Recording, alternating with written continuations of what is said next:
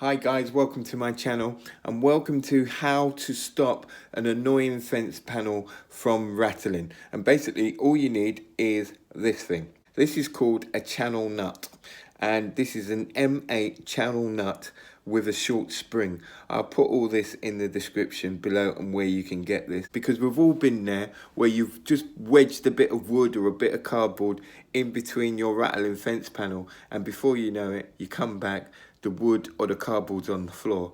So without any further ado, we'll go outside and show you how quick it is to install and fix a rattling fence panel. Okay guys, I'm outside and here's the annoying rattling fence panel. You may have something similar at home and it's such a quick fix. All you do, take your channel nut, put it spring facing the fence. So you put the spring facing the fence, slide it in the side, just like that, and voila, no more annoying rattling fence panel.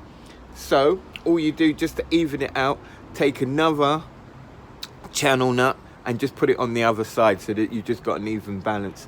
Anyway, hopefully this has solved your problem. Don't forget to subscribe. Don't forget to leave any comments or suggestions. And thanks for watching. And until next time, take care.